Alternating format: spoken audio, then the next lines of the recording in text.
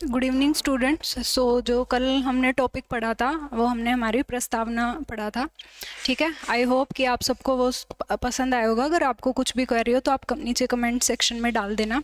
तो आज का जो हमारा टॉपिक है जो हम शुरू करने जा रहे हैं वो है शेड्यूल्स, यानी कि अनुसूचियाँ। देखिए, कल मैंने आपको बताया था कि जो हमारा कॉन्स्टिट्यूशन है, हमारा जो संविधान है, उसमें हमने 4 पार्ट पढ़े थे। सबसे पहले हमने पढ़ा था प्रिएम्बल, यानी कि प्रस्तावना, जो हमने कल कंप्लीट कर लिया था।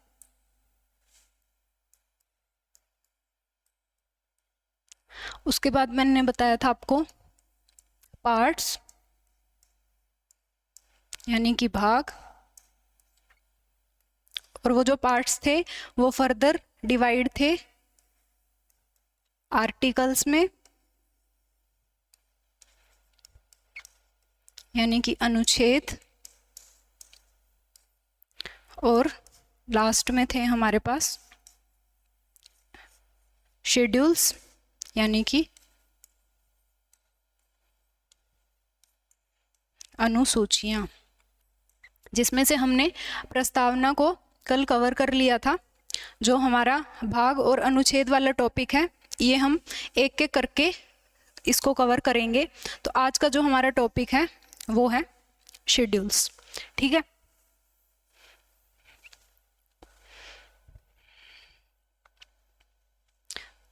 तो अगर हम शेड्यूल्स की बात करें तो जैसा कि आपको पता है कि हमारे मूल संविधान में कुल कितने शेड्यूल थे? 8। पर अगर हम आज के टाइम में बात करें, यानी कि हमारे वर्तमान संविधान में कितने शेड्यूल हैं? तो 12। मूल संविधान, यानी कि जो संविधान आपका 26 जनवरी 1950 को लागू हुआ था, उसमें टोटल 8 शेड्यूल थे, पर आज के टाइम में टोटल 12 शेड्यूल है। इसका मतलब क्या है कि जो आपके 4 नए शेड्यूल हैं वो हमने अलग अलग टाइम पर ऐड किए हैं। ठीक है, तो यहाँ से एक क्वेश्चन बनता है कि जो 4 हमारे नए शेड्यूल हैं, 9th, 10th, 11th और 12th, यानी कि जो अनुसूचियाँ हैं वो हमारी कब कब ऐड करी हैं, तो वो मैं आपको बता देती हूँ। ये जो हमने नई 4 अनुसूचियाँ ऐड करी हैं वो हमने अलग अलग संविधान संशोधन से ऐड करी हैं।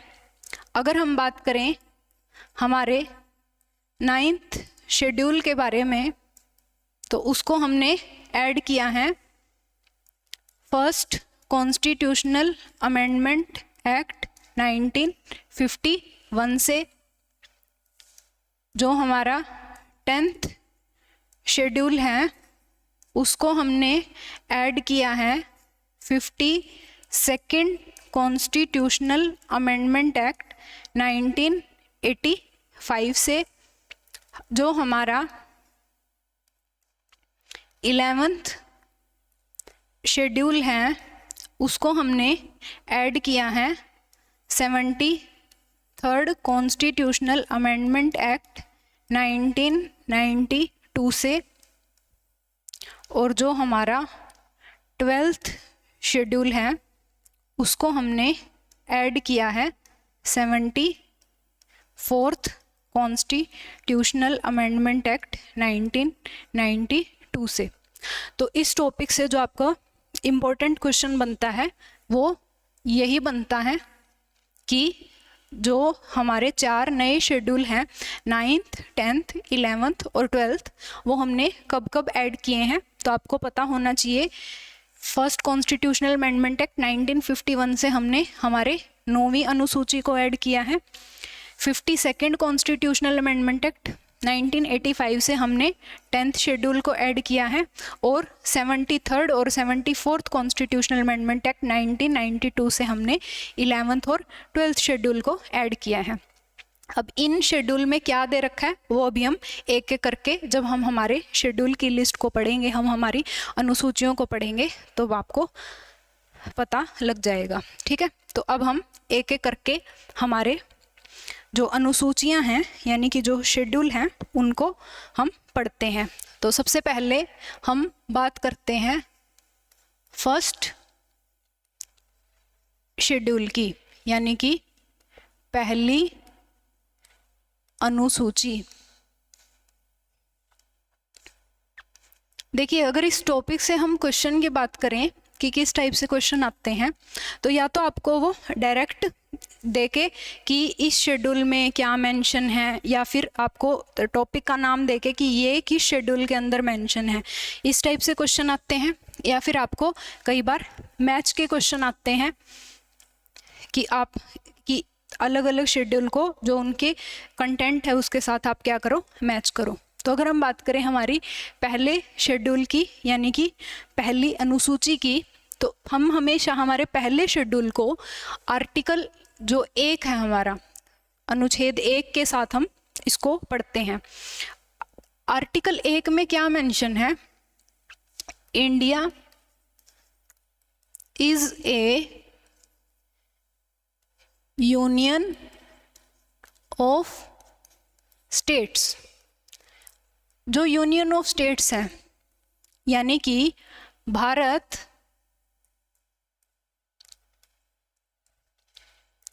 राज्यों का संघ है। ठीक है, तो ये जो है राज्यों का संघ यानी कि जो हमारा भारत है, अलग अलग राज्य मिलकर एक यूनियन बना रहे हैं। ठीक है, जिसको हम हमारा पूरा इंडिया बोलते हैं। ठीक है, तो हम हमेशा जो हमारा फर्स्ट शेड्यूल यानी कि पहली अनुसूची है उसको हम आर्टिकल 1 के साथ पढ़ते हैं। ठीक है, पर जैसा कि हमें पता है यूनियन ऑफ स्टेट्स यानी कि हमारे भारत में कितने राज्य है टोटल? 28 राज्य और 8 संघ शासित प्रदेश, यानी कि 28 स्टेट्स और 8 यूटीज यानी कि यूनियन टेरिटरीज। ठीक है, तो आप सभी को पता होना चाहिए कि कौन से 28 राज्य हैं, उन सभी की राजधानी और जो आपके 8 संघ शासित प्रदेश हैं जिन्हें हम केंद्र शासित प्रदेश भी बोलते हैं। तो भारत क्या है? भारत सिर्फ इन ही राज्यों का संघ है और कुछ हमारे पास संघ शासित प्रदेश है जिनकी जो एडमिनिस्ट्रेशन है, जिनका जो शासन है वो डायरेक्ट सेंटर के द्वारा यानी कि केंद्र सरकार के द्वारा होता है। तो ये सब कुछ हमारा आर्टिकल नंबर 1 के अंदर मेंशन है। तो फिर आर्टिकल जो हमारा फर्स्ट शेड्यूल है यानी कि फर्स्ट अनुसूची है उसके अंदर क्या मेंशन है? तो हमारे प्रथम अनुसूची में, पहली अनुसूची में हम पढ़ते हैं जो हमारा भारत संघ है यानी कि जो इंडियन यूनियन है उसके राज्यों एवं संघ शासित प्रदेशों के नाम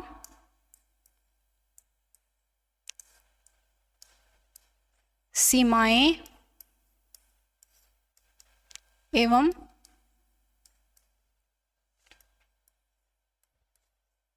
न्यायिक क्षेत्र। तो ये हम हमारे प्रथम अनुसूची में पढ़ते हैं, क्योंकि आर्टिकल नंबर 1 में तो सिर्फ क्या मेंशन है कि जो इंडिया है वो एक यूनियन ऑफ स्टेट्स है। अब वो जो स्टेट हैं उनके नाम, उनकी सीमाएं और उनके न्यायिक क्षेत्र, इसके बारे में हम कहाँ पर पढ़ते हैं? हमारी पहली अनुसूची में। ठीक है, तो इंग्लिश में नाम यानी कि name, boundaries and jurisdiction of states and union territories।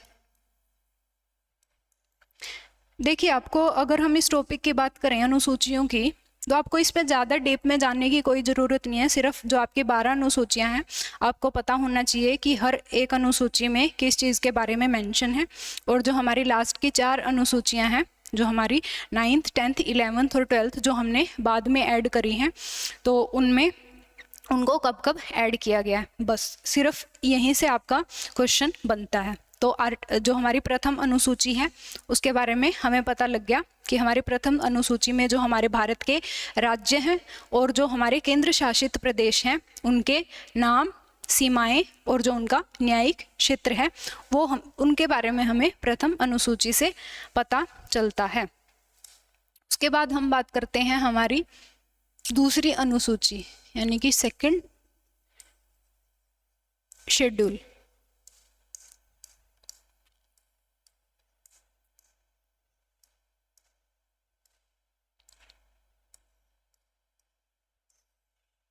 तो अगर हम हमारी दूसरी अनुसूची की बात करें तो इसमें हमारे पास किस चीज़ का मेंशन है, तो इसमें हमारे पास वेतन, भत्ते एवं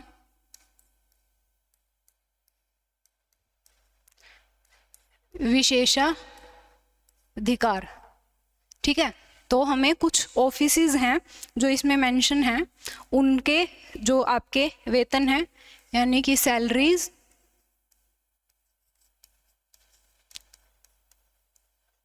अलाउंसेस एंड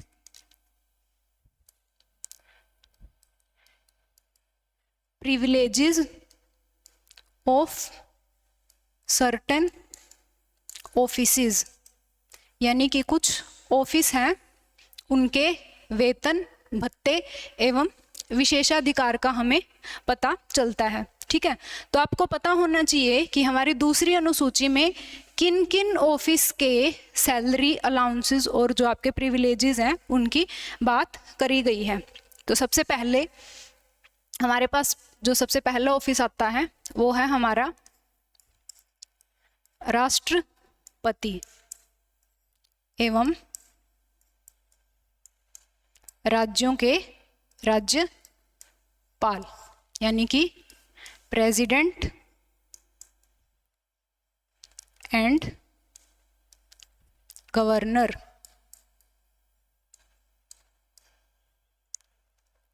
ठीक है, जो अगला ऑफिस हमारे पास आता है वो है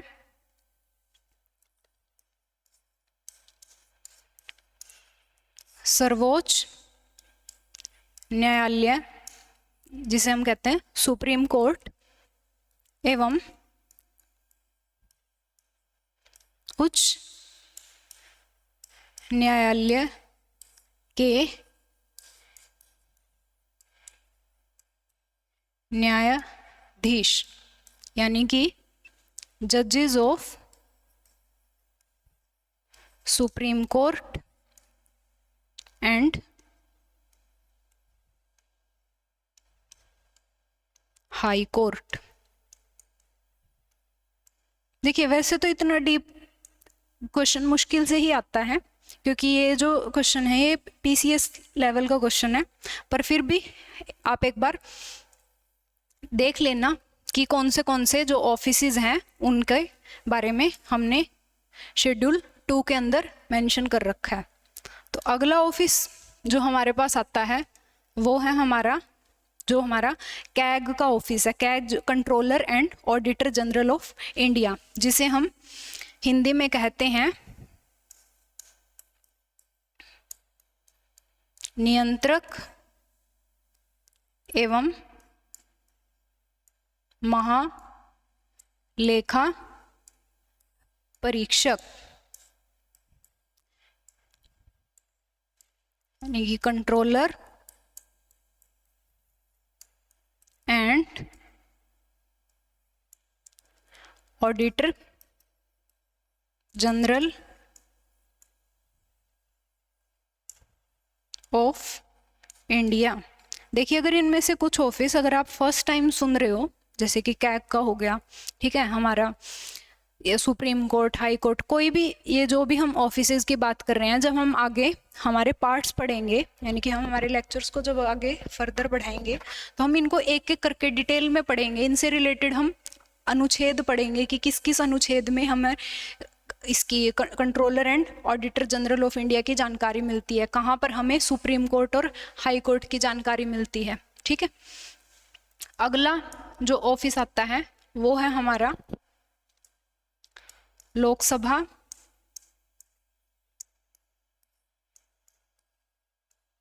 एवं राज्यों की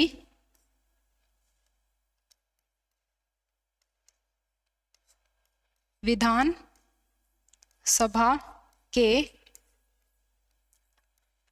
अध्यक्ष एवं उपाध्यक्ष। पता होगा आप सभी को अध्यक्ष एवं उपाध्यक्ष का, यानी कि speaker and deputy speaker of Lok Sabha and state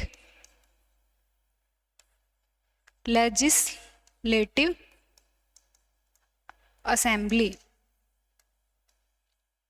ये सारे के सारे जो भी ऑफिसेस यहाँ पे मेंशन है, ये सभी हम आगे जाके पढ़ेंगे। ठीक है, अगला हमारा जो एक ऑफिस रह गया वो है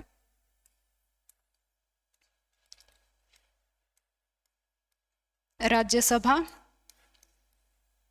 एवं राज्यों की विधान परिषद के सभापति एवं उप सभापति, यानी कि chairman and deputy chairman of Rajya Sabha and state legislative council. ठीक है, तो ये सभी ऑफिसेज हैं जिनके बारे में हमें जानकारी हमारी दूसरी अनुसूची में मिलती है। तो इन ऑफिसेज के जो आपकी सैलरी यानी कि वेतन क्या रहेगा, अलाउंसेस, उनके भत्ते और उनके प्रिविलेजेस, जो उनको विशेष अधिकार मिले हुए हैं क्योंकि वो इन पदों पर आसीन हैं, ये सब हम हमारी दूसरी अनुसूची में पढ़ेंगे। ठीक है, तो एक बार बस आप देख लेना कि कौन से ऑफिसेज इसमें शामिल है। तो राष्ट्रपति एवं राज्यपाल, सर्वोच्च न्यायालय एवं उच्च न्यायालय के न्यायाधीश, नियंत्रक एवं महालेखा परीक्षक, लोकसभा एवं राज्यों की जो विधानसभा है यानी कि जो आपकी स्टेट लेजिस्लेटिव असेंबली है, उनके अध्यक्ष एवं उपाध्यक्ष, स्पीकर और डिप्टी स्पीकर, और राज्यसभा एवं राज्यों की विधान परिषद के सभापति एवं उपसभापति। ठीक है, अब हम बात करते हैं अगली अनुसूची,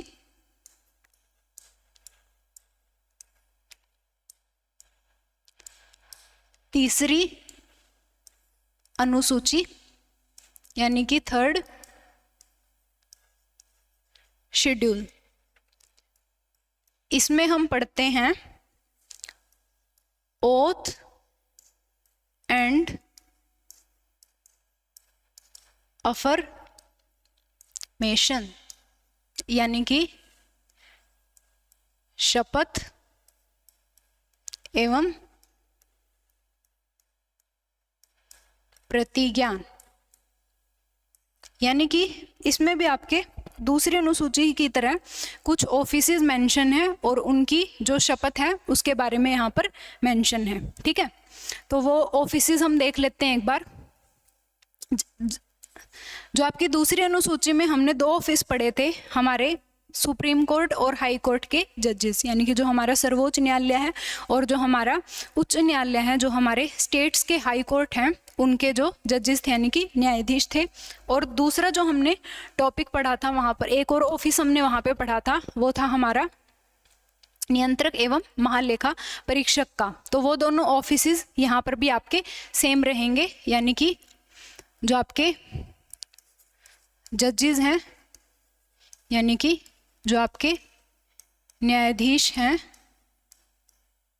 कहाँ के, supreme court and high court. ठीक है, इसको आप पूरा लिख लेना। जो हमारा दूसरा ऑफिस था नियंत्रक एवं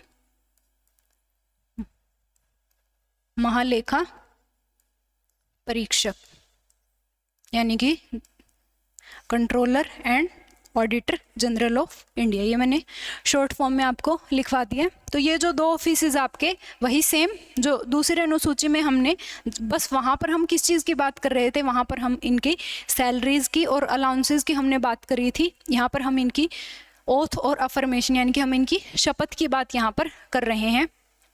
ठीक है, अगला जो ऑफिस है जिसकी जो शपथ है वो हम तीसरी अनुसूची में मेंशन है, वो है, देखिए याद करने का तरीका क्या आपका, जो अभी मैं आपको 3 ऑफिसेज बताऊंगी।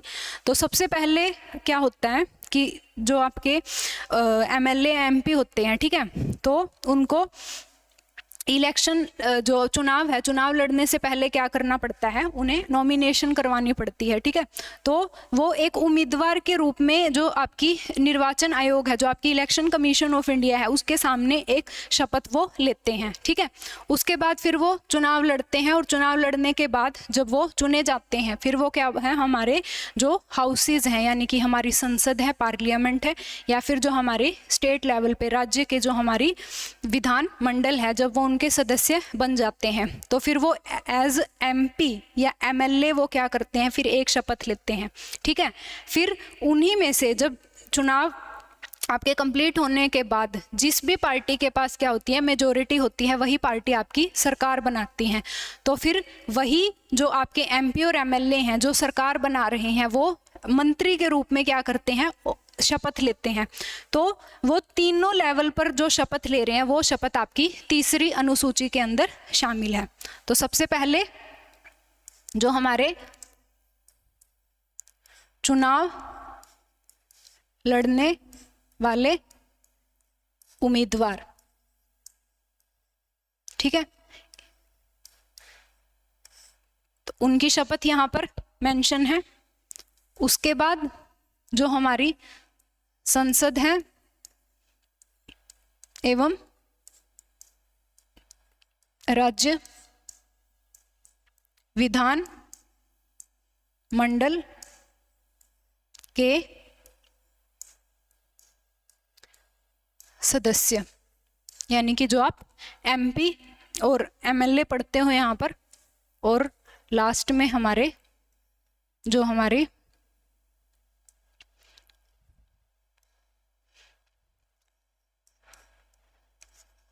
संघ एवं यानी कि केंद्रीय एवं राज्य मंत्री, यानी कि जो आपके मंत्रीगण हैं आपके सेंटर लेवल पे, केंद्र पे, और जो आपके स्टेट लेवल पे, तो इन सब की जो शपथ है वो हमारे पास हमारी तीसरी अनुसूची में शामिल है।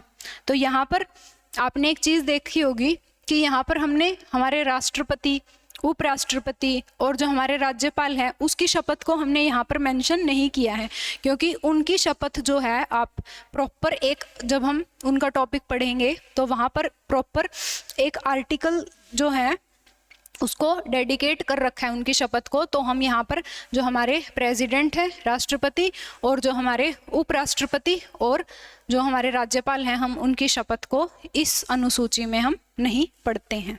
ठीक है। उसके बाद हमारे पास हमारी आती है नेक्स्ट 4th शेड्यूल, यानी कि चौथी अनुसूची। इस अनुसूची को हम हमारे अनुच्छेद 80 के साथ रिलेट करके पढ़ते हैं। ठीक है। जब हम संसद पढ़ेंगे तो हम पढ़ेंगे कि जो हमारा अनुच्छेद 80 है उसमें किसके बारे में मेंशन है, राज्यसभा के बारे में। तो वहां पर क्या मेंशन है, राज्यसभा की अधिकतम कितनी सीटें होगी उसके बारे में हमने हमारे आर्टिकल जो अनुच्छेद 80 है उसमें मेंशन कर रखा है। राज्यसभा की अधिकतम सीटों के बारे में हम अनुच्छेद 80 में पढ़ते हैं। तो फिर हम हमारे जो 4th शेड्यूल है उसमें हम क्या पढ़ेंगे, यानी कि जो हमारी चौथी अनुसूची है उसमें हम क्या पढ़ेंगे।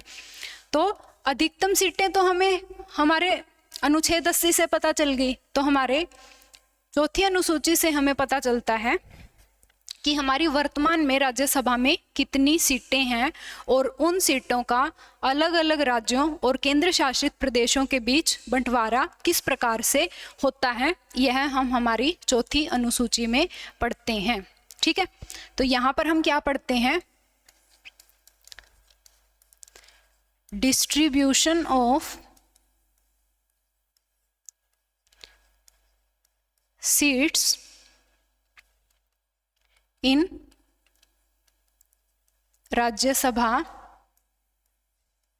Among different states and union territories.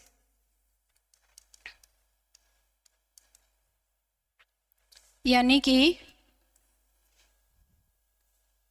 Bharat के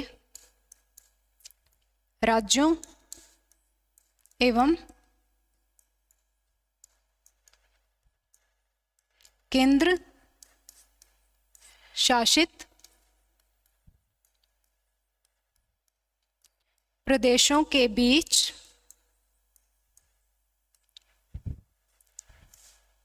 राज्य सभा की सीटों का आवंटन, यानी कि किस राज्य को कितनी राज्यसभा की सीटें मिलेगी और किस केंद्र शासित प्रदेश को कितनी सीटें मिलेगी। और जैसा कि आपको पता होगा ये जो सीटें हैं ये किस बेस पे हमने डिवाइड कर रखी हैं अलग अलग स्टेट्स के बीच, तो उनकी पॉपुलेशन यानी कि उनकी जनसंख्या के आधार पर। ठीक है। यानी कि जिस राज्य की ज़्यादा जनसंख्या होगी वहाँ पर राज्यसभा की उतनी ही ज़्यादा सीटें होगी। तो यहाँ से हमें पता चलता है कि जो हमारी चौथी अनुसूची है वहाँ पे हमें अलग अलग राज्यों और केंद्र शासित प्रदेशों के बीच जो हमारी सीटों का आवंटन है वो किस प्रकार है। और अगर हम चौथी अनुसूची को हमारे अनुच्छेद 80 के साथ अगर हम कंपेयर करें तो अनुच्छेद 80 में सिर्फ राज्यसभा की अधिकतम सीटें बता रखी है कि राज्यसभा में इतनी सीटें होगी। अब जो हमारी प्रेजेंट स्टेटस है यानी कि हमारी आज कितनी सीटें हैं और उनका अलग अलग राज्यों के बीच जो सीटों का बंटवारा है वो हमें हमारी चौथी अनुसूची से पता चलता है।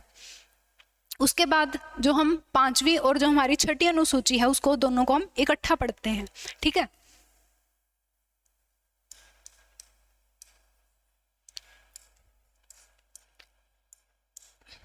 पांचवी अनुसूची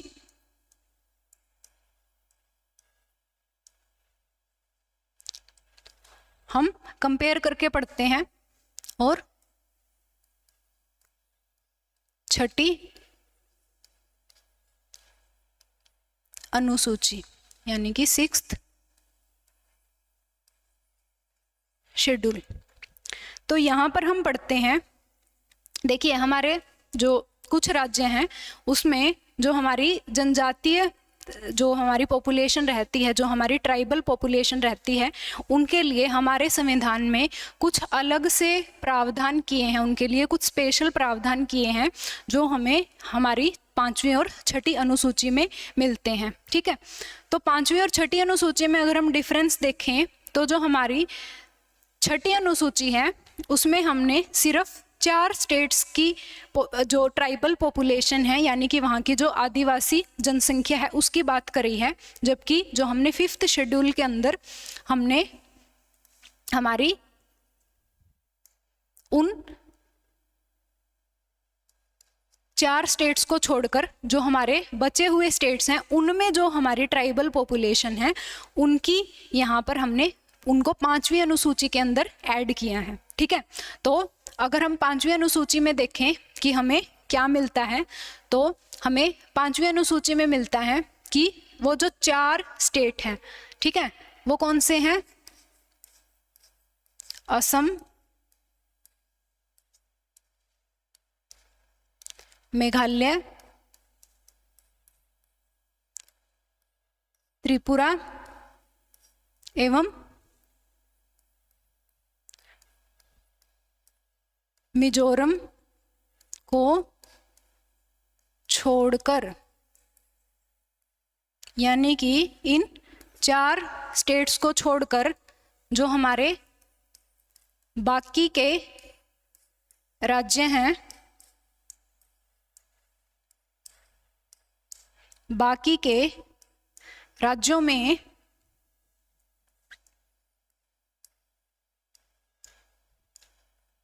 जो हमारे अनुसूचित जनजाति हैं एवं अनुसूचित क्षेत्रों के प्रशासन एवं नियंत्रण के प्रावधान। ठीक है, यानी कि ये 4 स्टेट आप याद रखोगे, असम, मेघालय, त्रिपुरा और मिजोरम, इन 4 स्टेट को छोड़कर बाकी के राज्यों में जो भी आपकी अनुसूचित जनजाति हैं एवं उसके जो क्षेत्र हैं उनका जो प्रशासन है और नियंत्रण है वो किस प्रकार से होगा, ठीक है, उसके बारे में हमारी 5वीं अनुसूची में मेंशन है। अगर हम बात करें हमारी 6ठी अनुसूची की, तो 6ठी अनुसूची सिर्फ इन 4 स्टेट्स के जो ट्राइबल पॉपुलेशन है, यानी कि इनकी जो आपकी जो आदिवासी जनसंख्या है उसके बारे में हमें 6ठे शेड्यूल में मेंशन है। ठीक है, तो बस यही एक छोटा सा डिफरेंस हम यहाँ पर 5वीं और 6ठी अनुसूची के बारे में पढ़ते हैं। यहाँ पर हम ये जो 4 स्टेट हैं, असम, मेघालय, त्रिपुरा एवं मिजोरम, ठीक है, तो इन ये जो 4 राज्य हैं इनकी जो आपकी आदिवासी क्षेत्र हैं उनका प्रशासन एवं नियंत्रण के प्रावधान। ठीक है, तो जो हमारी 5वीं अनुसूची है और जो हमारी 6ठी अनुसूची है इसमें हम जो हमारी जनजातीय जनसंख्या है, जो हमारी ट्राइबल पॉपुलेशन है, हम उनके बारे में पढ़ते हैं। 6ठे शेड्यूल में हम सिर्फ 4 राज्यों की बात करते हैं, असम, मेघालय, त्रिपुरा और मिजोरम। और जो हमारी 5वीं अनुसूची है इसमें सिर्फ इन 4 स्टेट्स को छोड़कर जो हमारे बचे हुए स्टेट्स हैं उनके प्रशासन और नियंत्रण के प्रावधान हम 5वीं अनुसूची में पढ़ेंगे।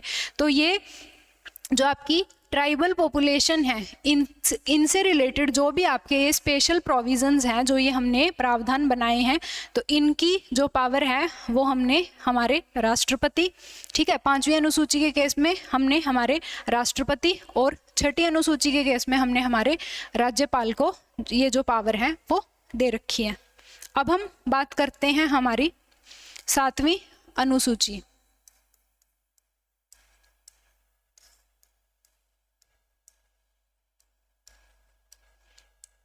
यह अनुसूची आपकी काफ़ी इम्पोर्टेंट है, क्योंकि आप अलग अलग टॉपिक्स में इसका मेंशन आप बार बार पढ़ोगे। तो 7वीं अनुसूची में हमें क्या दे रखा है?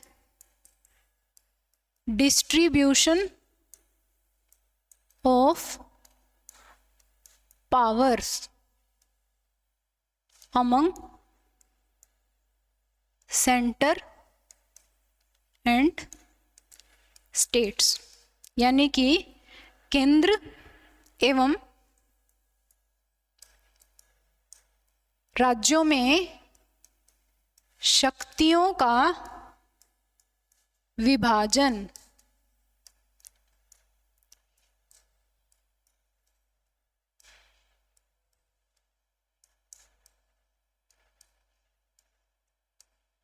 ठीक है, तो 7वीं अनुसूची में हम 3 लिस्ट हम पढ़ते हैं यहाँ पर, हमारी यूनियन लिस्ट, स्टेट लिस्ट और कंकरेंट लिस्ट, जिन्हें हम बोलते हैं हमारी संघ सूची, राज्य सूची और समवर्ती सूची। ठीक है, तो यहाँ पर हम क्या पढ़ते हैं? 3 सूची हम पढ़ते हैं। सबसे पहली है यूनियन लिस्ट, यानी कि संघ सूची। उसके बाद हम पढ़ते हैं स्टेट लिस्ट, यानी कि राज्य सूची। और जो हम हमारी तीसरी लिस्ट पढ़ते हैं कंकरेंट लिस्ट, यानी कि समवर्ती सूची। तो ये जो हमारी 3 सूची हैं, ये हमें बताती हैं कि केंद्र में और राज्यों में जो शक्तियों का विभाजन है वो किस प्रकार से है, यानी कि जो आपकी सेंटर है, जो आपकी केंद्र है, वो किस किस विषय पर कानून बना सकती है, जो आपकी स्टेट है वो किस किस विषय पर कानून बना सकते हैं। ठीक है, तो अगर हम यहाँ पर बात करें, यहाँ पर कितने विषय इन सूचियों में दिए गए हैं, तो जो हमारा शुरुआत में जो मूल संविधान था तब की पोजीशन और जो हम आज की पोजीशन की बात करें, तो शुरुआत में जो हमारी संघ सूची है उसमें टोटल 97 जो विषय थे वो शामिल थे, यानी कि इन विषयों के ऊपर सिर्फ सेंटर, यानी कि सिर्फ केंद्र सरकार ही क्या कर सकती है, सिर्फ केंद्र ही कानून बना सकती है। जो आज के टाइम पे कितने हैं आपके 100। दूसरी सूची है आपकी राज्य सूची। इस सूची में जो भी विषय शामिल है वहाँ पर सिर्फ आपकी जो स्टेट है, यानी कि जो आपकी स्टेट लेजिस्लेचर, आपकी स्टेट गवर्नमेंट है, सिर्फ वही क्या कर सकती है, कानून बना सकती है। तो यहाँ पर आपके 66 थे, जो अभी 61 हो गए हैं। अगली हमारी आती है समवर्ती सूची। इस सूची में जो भी विषय शामिल है वहाँ पर आपकी यूनियन और स्टेट, यानी कि आपकी सेंटर और स्टेट दोनों ही कानून बना सकती है। ये जो लिस्ट है ना, ये आपकी कॉमन है, यानी कि संघ सूची में जो विषय शामिल है वहाँ पर सिर्फ आपकी केंद्र ही क्या कर सकती है, कानून बना सकती है। जो आपकी राज्य सूची में विषय शामिल है, यहाँ पर सिर्फ आपकी जो राज्य है वही कानून बना सकते हैं। ठीक है, पर अगर समवर्ती सूची की हम बात करें तो ये क्या है, कॉमन है, यानी कि सेंटर भी और स्टेट भी दोनों मिलकर इस सूची में जो विषय हैं उन पर क्या कर सकते हैं, कानून बना सकते हैं। तो यहाँ पर हमारे 47 विषय शुरू में थे और अब कितने हैं, 52। ठीक है, तो ये जो आपकी 7वीं अनुसूची है ये आपकी मोस्ट इम्पॉर्टेंट अनुसूची है, जिसमें हमें हमारे केंद्र और जो हमारे राज्य है उसके बीच में शक्तियों का विभाजन, शक्तियों का बंटवारा हमें पता चलता है। ठीक है, तो ये आप 3 लिस्ट याद रखोगे। अगर क्वेश्चन आए कि ये जो 3 लिस्ट है ये हमने कहाँ से ली है, तो जो हमारा गवर्नमेंट ऑफ इंडिया एक्ट 1935 आया था उससे हमने ली है, क्योंकि उस एक्ट में क्या था, जो हमारी सूची पावर थी, शक्तियां थी, उसको 3 सूची में डिवाइड कर रखा था। तो वहीं से इंस्पायर होकर हमने ये हमारी 3 अनुसूचियां शामिल करी हैं। उसके बाद हम बात करते हैं हमारी 8वीं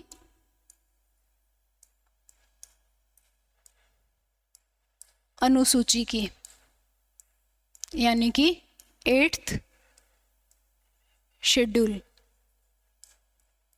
ठीक है, तो इस अनुसूची में हम पढ़ते हैं हमारी जो ऑफिशियल लैंग्वेज है, यानी कि हमारी जो आधिकारिक भाषाएं हैं, जो हमारी मान्यता प्राप्त भाषाएं हैं, यानी कि हमारी लैंग्वेजेस।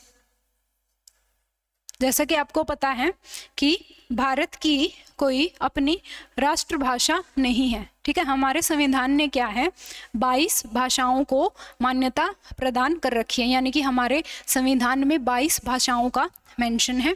ठीक है, तो यहाँ पर हम पढ़ते हैं कि जो हमारा मूल संविधान था उसमें टोटल 14 भाषाओं का मेंशन था, यानी कि जिस टाइम पे हमारा संविधान लागू हुआ तो सिर्फ 14 भाषाओं का मेंशन था, जिक्र था हमारे संविधान में। ठीक है, पर अगर हम आज की बात करें, वर्तमान में कितनी भाषाओं का मेंशन है, आपकी 22। ठीक है, तो हमने अलग अलग टाइम पर अलग अलग संविधान संशोधन के तहत कुछ नई भाषाओं को हमारे संविधान में ऐड किया है।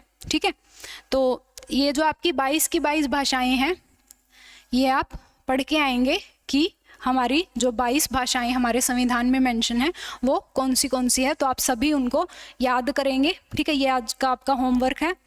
और अगर जो हमें यहाँ पर पढ़ना है, जहाँ से क्वेश्चन आता है, वो है कि जो हमारी जो ये नई भाषाएं हमने ऐड करी हैं, ठीक है, तो वो हमने जो 8 भाषाएं ऐड करी हैं, तो वो हमने कब कब ऐड करी हैं और कौन सी ऐड करी हैं, तो यहाँ से क्वेश्चन पूछा जाता है। तो आप याद करोगे कि हमने 3 बार 3 संविधान संशोधन के तहत अलग अलग भाषाओं को हमारे 8वीं अनुसूची में शामिल किया है। ठीक है, तो सबसे पहले हम पढ़ेंगे हमारे 21वें संविधान संशोधन, जो कि 1967 में होता है। ठीक है, जिसमें हमने इसमें सिंधी भाषा को हमने ऐड किया।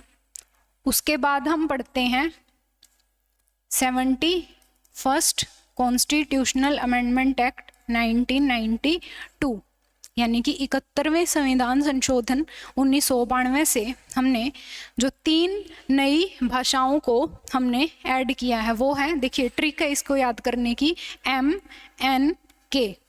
M से है आपकी मणिपुरी, N से है आपकी नेपाली और K से है आपकी कोंकणी। ठीक है, ये इसको मैं मनक ऐसे आप याद कर सकते हो। ठीक है, तो मणिपुरी, नेपाली और कोंकणी ये हमने 71वें संविधान संशोधन से ऐड करी हैं। उसके बाद हम पढ़ते हैं 92nd कॉन्स्टिट्यूशनल अमेंडमेंट एक्ट 2003, यानी कि 92वें जो संविधान संशोधन 2003 में हमने जो 4 नई भाषाएं हमने ऐड करी हैं, वो हैं, तो इसको याद करने की ट्रिक आपकी BDMS, जो आप बोर्ड मास रूल पढ़ते थे। ठीक है, तो बोडो,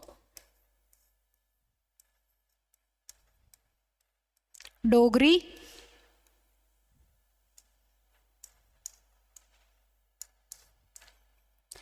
मैथिली और संथाली। देखिए 8 भाषाएं तो आपको यहीं पे याद होगी, जो हमने नई ऐड करी हैं 8 भाषाएं, ठीक है, वो हमने यहीं पे पढ़ ली। कितनी बची आपकी? 14 भाषाएं। तो ये आप घर से याद करके आएंगे कि हमारी कौन सी भाषाएं हमारे मूल संविधान में शामिल थी। तो यहाँ से आपका क्वेश्चन बनता है कि हमने कौन सी भाषा कब कब ऐड करी, किस संविधान संशोधन से करी, ठीक है। तो 21वें संविधान संशोधन 1967 से हमने सिर्फ एक भाषा ऐड करी, सिंधी। 71वें संविधान संशोधन 1992 से हमने 3 भाषाओं को शामिल किया, मणिपुरी, नेपाली और कोंकणी। और जो हमारा 92nd कॉन्स्टिट्यूशनल अमेंडमेंट एक्ट 2003 से जो हमने ऐड करी है वो है बोडो, डोगरी, मैथिली और संथाली, ठीक है। तो ये है हमारी 8वीं अनुसूची, जिसमें हमने भाषा के बारे में बात करी कि हमारे मूल संविधान में कितनी भाषा थी, और हमने अलग अलग टाइम पे जो 8 नई भाषाएं हैं उनको हमने शामिल किया।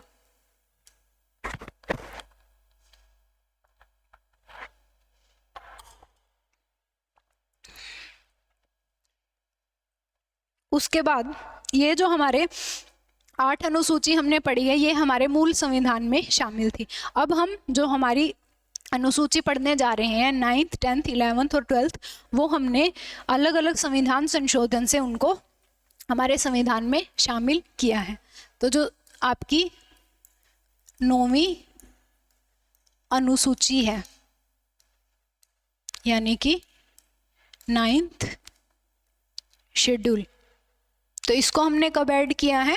हमारी 9वीं अनुसूची को, इसको हमने पहले संविधान संशोधन जो हमारा 1951 में हुआ, उससे हमने इसको ऐड किया, ठीक है।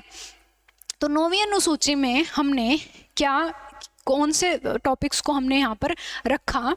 तो देखिए उस टाइम पर 1951 में जो आपके भूमि सुधार से रिलेटेड जो आपकी प्रोविज़न थे उनको लागू करना था, ठीक है।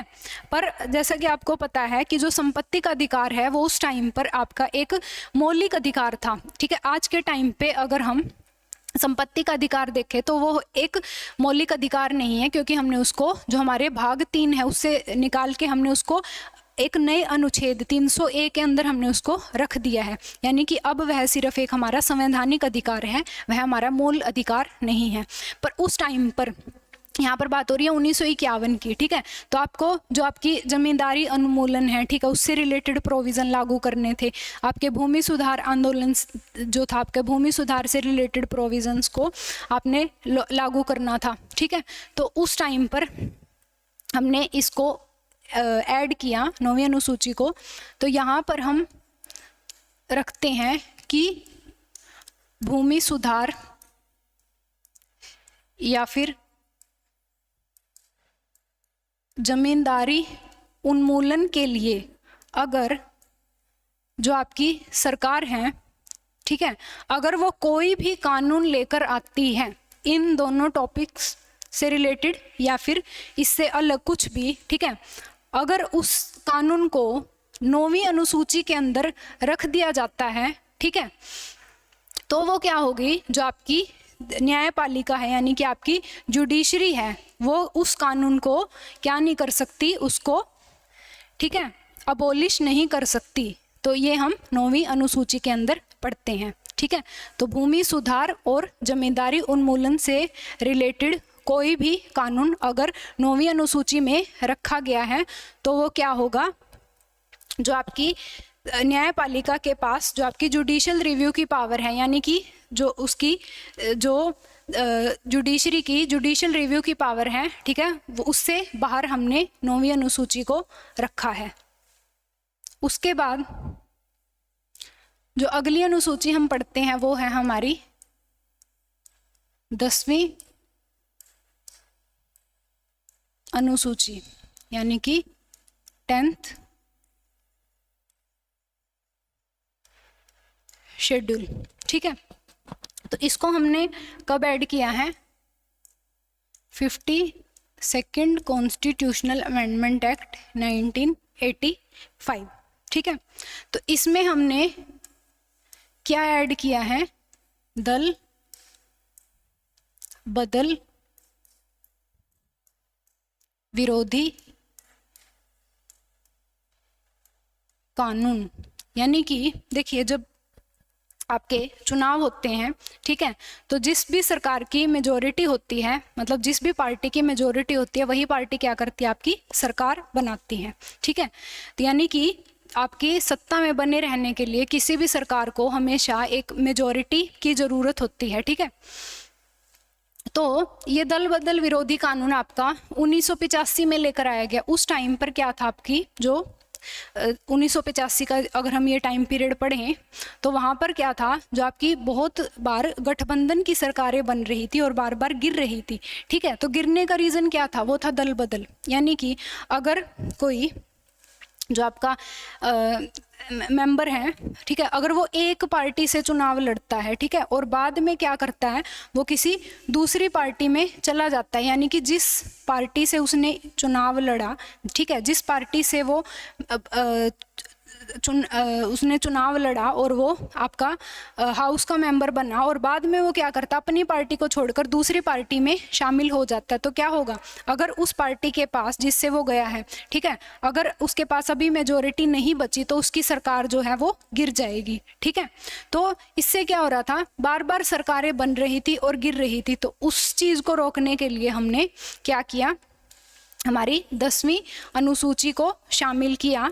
यानी कि अगर इसमें क्या प्रावधान किया गया कि अगर कोई भी नेता जब वो एक पार्टी से उसने चुनाव लड़ा, यानी कि जिस पार्टी से सीट लेकर उसने जो चुनाव को जीता है, अगर वो बाद में दूसरी अपनी उस सीट को, उस पार्टी को छोड़कर वो दूसरी पार्टी में शामिल हो जाता है, तो उसको क्या है? आप हाउस से ही उसको निष्कासित यानी कि डिस्क्वालीफाई कर दिया जाएगा। ठीक है, तो ये हमारी 10वीं अनुसूची है दल बदल विरोधी कानून से रिलेटेड। उसके बाद हम 11वीं और 12वीं अनुसूची को हम इकट्ठा भी पढ़ सकते हैं।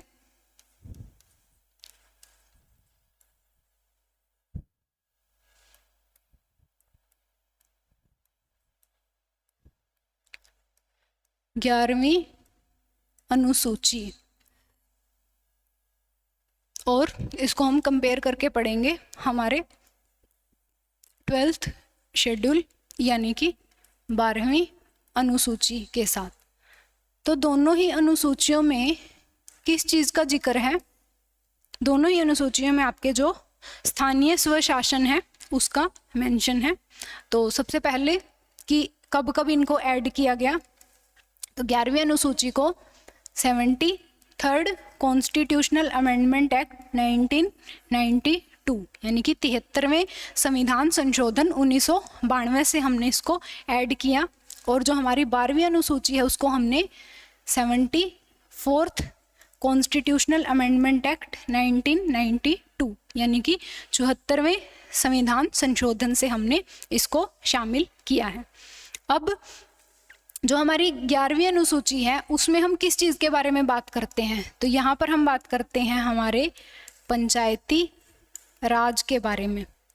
यानी कि जो हमारे जो हमारे विलेज लेवल पे जो हमारी गवर्नमेंट है, स्थानीय स्वशासन है, उसके बारे में हम बात करेंगे 11वीं अनुसूची में। और जो हमारी 12वीं अनुसूची है उसमें हम बात करते हैं हमारी नगर पालिका के बारे में, यानी कि हमारी जो अर्बन लेवल पे, यानी कि ये हमें रूरल लेवल पे जो हमारी गवर्नमेंट है उसके बारे में बता रही है, और ये हमें जो हमारी अर्बन लेवल पे गवर्नमेंट है उसके बारे में बता रही है। ठीक है, ये नहीं है कि उससे पहले हमारी जो लोकल लेवल पे, आपकी स्थानीय लेवल पे आपकी गवर्नमेंट नहीं थी, पर उसको जो स्थानीय स्वशासन है, अगर हम बात करें उसको जो संवैधानिक दर्जा है, उसको कॉन्स्टिट्यूशनल स्टेटस है, वो हमने कब दिया है? वो हमने 1992 में 73वें और 74वें संविधान संशोधन के तहत दिया है। ठीक है, यहाँ से एक क्वेश्चन और आता है कि इसमें कितने विषय शामिल हैं।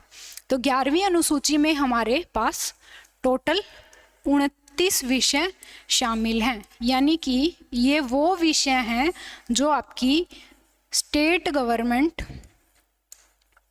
यानी कि जो आपकी राज्य की सरकार है, वो आपकी लोकल गवर्नमेंट को, यानी कि जो आपके पंचायती राज हैं, उनको इन विषयों को ट्रांसफर करेगी। ठीक है। और हमारी 12वीं अनुसूची में कितने विषय शामिल हैं? टोटल 18 विषय शामिल हैं।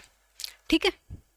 तो ये आप याद रखोगे कि 11वीं अनुसूची और 12वीं अनुसूची दोनों ही किसके बारे में बात करती हैं? आपके स्थानीय स्वशासन के बारे में बात करती हैं। 11वीं अनुसूची को हमने 73वें संविधान संशोधन 1992 से ऐड करा, और जो हमारी 12वीं अनुसूची है उसको हमने 74वें संविधान संशोधन 1992 से ऐड करा। और इसमें हमारे पास टोटल 29 आइटम्स हैं, इनकी सब्जेक्ट्स हैं, और इसमें हमारे पास टोटल कितने? 18 सब्जेक्ट्स हैं। ठीक है। एक बार हम फटाफट से क्विक रिवीजन हम ले लेते हैं कि हमने जो टोटल अनुसूचियां पढ़ी है उसमें क्या क्या हमने पढ़ा। ठीक है। तो हमने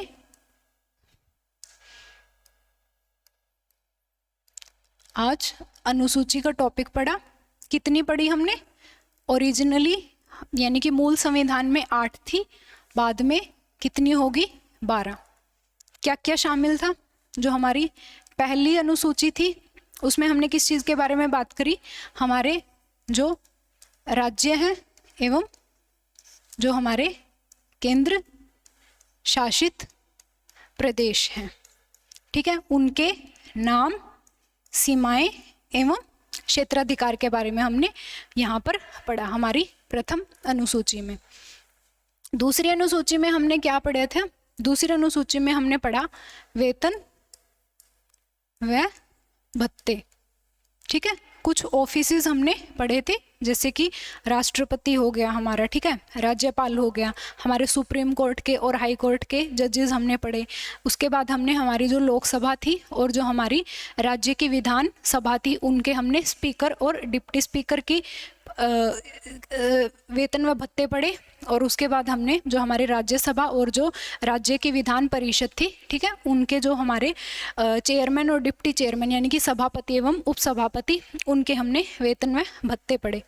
उसके बाद हमने जो हमारी तीसरी अनुसूची है उसमें हमने क्या पढ़ा? तो यहाँ पर हमने पढ़ी शपथ। ठीक है। कुछ ऑफिसेज हमने यहाँ पर पढ़े। फिर चौथी अनुसूची, जैसा कि मैंने आपको बताया था कि इसको हमने अनुच्छेद 80 के साथ रिलेट करके पढ़ा था। तो ये हमारी किससे रिलेटेड थी? ये हमारी राज्य सभा से रिलेटेड थी। ठीक है, कि हमारी राज्यसभा की जो सीटें हैं उनको हमने कैसे अलग अलग राज्यों एवं केंद्र शासित प्रदेशों के बीच उसका बंटवारा कर रखा है। उसके बाद हमने हमारी जो 5वीं और 6ठी अनुसूची है उसमें हमने क्या पढ़ा था? हमने इनको इकट्ठा पढ़ा था, 5वीं और 6ठी अनुसूची को। ठीक है। तो इसमें हमने पढ़ा था जो हमारे अनुसूचित क्षेत्र हैं, ठीक है, उनके बारे में हमने पढ़ा था। यहाँ पर हमने क्या पढ़े थे? हमारे जो आदिवासी क्षेत्र है। देखिए, अगर हम 5वीं और 6ठी अनुसूची को कंपेयर करें तो जो इसमें 4 स्टेट हमारे मेंशन है 6ठी अनुसूची में, असम, मेघालय, त्रिपुरा और मिजोरम, ठीक है, तो वो बहुत ही ज़्यादा मतलब पिछड़े हुए क्षेत्र हैं। ठीक है, इनको इसलिए हमने अलग से 6ठी अनुसूची में हमने उनका मेंशन किया। और 5वीं अनुसूची में इन 4 स्टेट्स को छोड़कर जो आपके बचे हुए स्टेट हैं, तो टोटल इसमें भी आप 10 राज्यों के बारे में पढ़ते हैं। ठीक है, तो इन 4 स्टेट्स को छोड़कर बाकी किसी भी स्टेट के अंदर आपके अनुसूचित क्षेत्र अगर है तो उसके बारे में हमने 5वीं अनुसूची के बारे में पढ़ा। उसके बाद हमने हमारी 7वीं अनुसूची पढ़ी थी, जिसमें हमने क्या पढ़ा था कि जो हमारी शक्तियों का विभाजन किस किस के बीच? केंद्र और राज्यों के बीच। कितनी लिस्ट हमने यहाँ पर पढ़ी थी? तो यहाँ पर हमने टोटल 3 लिस्ट यानी कि 3 तीन सूचियों को हमने यहाँ पर पढ़ा था। कौन सी थी? संघ सूची, केंद्र सूची और समवर्ती सूची। उसके बाद 8वीं अनुसूची में हमने क्या पढ़ा था? यहाँ पर हमने पढ़ा था भाषा के बारे में, यानी कि लैंग्वेज। तो जैसा कि मैंने आपको बताया था, शुरुआत में संविधान में हमारी कितनी भाषाओं का मेंशन था? 14, जो बाद में कितनी हो गई? 22। और हमने अलग अलग 3 बार संविधान में संशोधन करके हमने क्या किया? इन नई भाषाओं को शामिल किया। उसके बाद हमने 9वीं अनुसूची पढ़ी थी, जिसमें हमने पढ़ा था कि आपके जो भूमि सुधार और जो जमींदारी उन्मूलन है, ठीक है, उससे रिलेटेड कुछ कानून थे जो हमने 9वीं अनुसूची में रखे थे। इसको हमने फर्स्ट कॉन्स्टिट्यूशनल अमेंडमेंट एक्ट 1951 से ऐड किया था, ठीक है। तो ये जो है हमारी जो न्यायपालिका है, उसके जो न्यायिक क्षेत्र है उससे बाहर रहेंगे, यानी कि इनको चैलेंज नहीं किया जा सकता। जो भी कानून 9वें अनुसूची में रख दिए जाएंगे उनको हम न्यायपालिका में, यानी कि हम हमारे कोर्ट्स में उनको चैलेंज नहीं कर सकते। उसके बाद हमने हमारा 10वीं अनुसूची पढ़ी थी, जो थी हमारी दल बदल विरोधी कानून, जिसे इंग्लिश में हम बोलते हैं एंटी डिफेक्शन लॉ, यानी कि दल बदल को रोकने के लिए इस कानून को लागू किया था। इसको हमने कब ऐड किया था? ठीक है, तो इसको हमने ऐड किया था 52nd कॉन्स्टिट्यूशनल अमेंडमेंट एक्ट 1985 से। उसके बाद हमने 11वीं अनुसूची पढ़ी थी, जो कि थी हमारी पंचायती राज से रिलेटेड। कितने बताए थे मैंने आपको विषय पंचायती राज में? टोटल 29 विषय शामिल थे।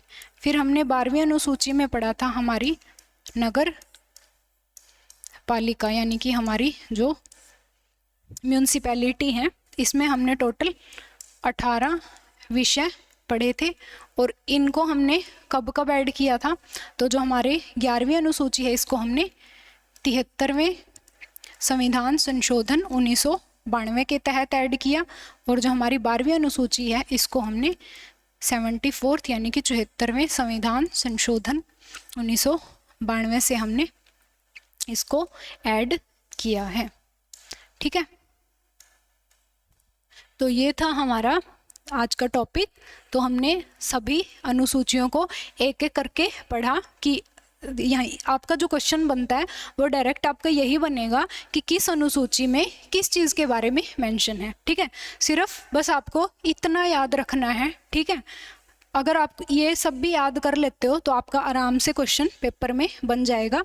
और ये मोस्ट इम्पॉर्टेंट है कि इनको हमने कब कब ऐड किया। तो ये चारों जो आपके संविधान संशोधन है, इनको एक जगह पे आप लिख लीजिए कि हमने जो लास्ट की हमारी 4 अनुसूची है उनको हमने कब कब ऐड किया, ठीक है। तो